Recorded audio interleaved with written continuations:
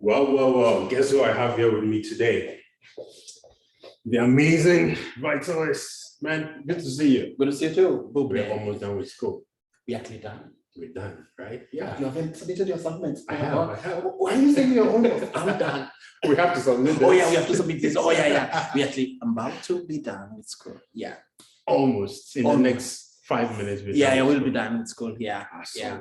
It's amazing. Man, we're there. Yeah. How has the journey been for you? Yeah, but first of all, thank you so much for asking and also taking time to sit down with me to, for this interview. It is. Yeah. So my journey has been, I'll say I've had a fantastic journey. Working harder and actually thinking and cracking your mind and all that. So moving all the way from Kenya, coming here, already that was a journey during COVID. And we're still in COVID. Yeah, the master's is already done and all that. But meeting with some of our classmates in person, and at the same time, connecting with many other classmates has been an amazing experience for me. So, and learning all the concepts, specifically if you're thinking about starting a business, right? And if you're also thinking about how then can you harness the gifts that you have, and also harness the power of technology to actually make life better where we live. This is our earth, right? Yeah. So that's what I've learned for me, and believe that I can actually do it. Absolutely. Yeah. So I'm very confident about the program that all of us have actually gone through. Learned a lot during and very difficult circumstances because everyone else was just learning from Zoom or over Zoom, and meeting with some of our classmates once in time across all over the world, and we have to meet different time zones, meet, discuss an assignment, submit together. Sometimes it's reached a point whereby it's a give and take. Yeah. So today we meet at 9 p.m. Tomorrow probably meet at 5 a.m. Yeah, it's a give and take. Yeah. So that's what I learned about this whole journey. Yeah. Okay. So tell me your big project, what we all ended up with, your 908, the almighty 908. What was it about it? How was that process for you? First of all, let me bring you up to speed. When I joined Queen's, I knew, I think by October last year, I would launch my business. Yeah. Okay. That's what I thought, but I did not realize what it takes to start a business and all that. So I'm happy that we were all told, okay, we know you have all these ideas, but just calm down, write down the 5 ideas you could imagine. Yeah. And then we have to write, and then you have to define those ideas and all that. So it's through that process that we realize. We are very thankful actually to our coaches. Andrew was a great guy. Exactly, a very great guy who were like, okay, can you do prioritization and deprioritization when we have to come up with the metrics and all that? So that's how it came to realize. I'm fortunate actually enough to have, together with my other 2 classmates, gotten into a competition in Canada around January to March. Yeah. And we were amongst the finalists, the 4 of us and all that. So that took us through now into starting a fintech company that we've been building for the last about 5 months now. We have the application with a few users, about 100 of them, testing. And in a couple of weeks, actually, we'll be launching commercially. So it's been a journey for me, I must say. Of course, out of the other 5 ideas, there's now the one for 908. I just submitted a few hours ago. Yeah. And that's another one for how do we make technology for good?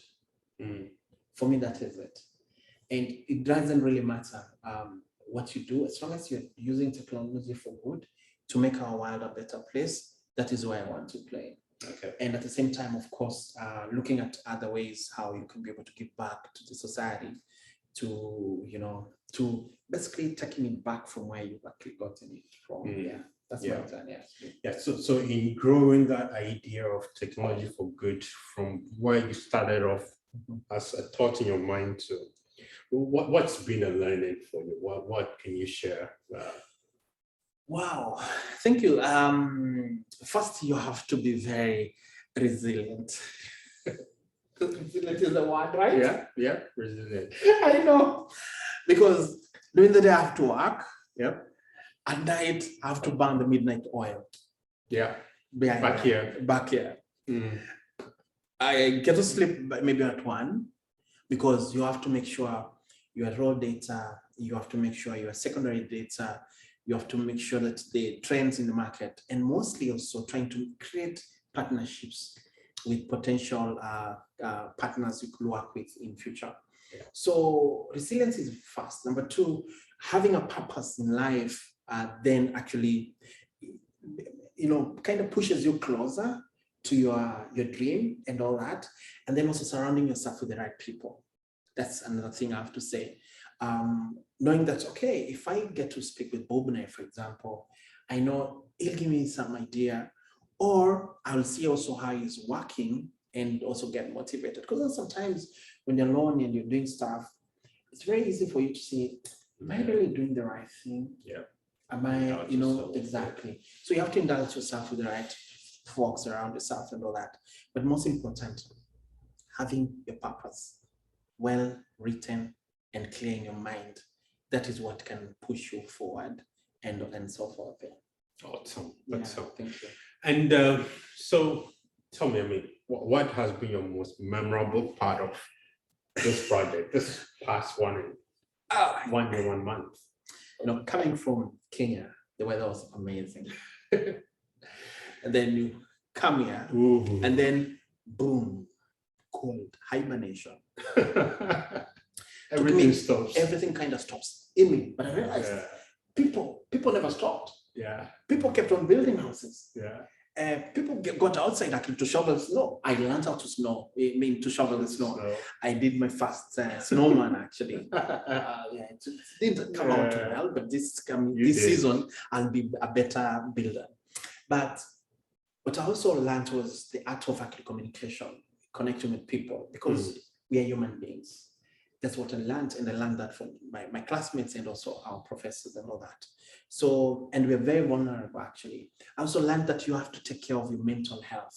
Yeah, something that I never thought about. Became a big thing, because you're just housed in a, hibernating in one room or in a house, and you can't really do much and so forth and so on. So those are some of the things I learned. And then I also learned that we're actually human, right?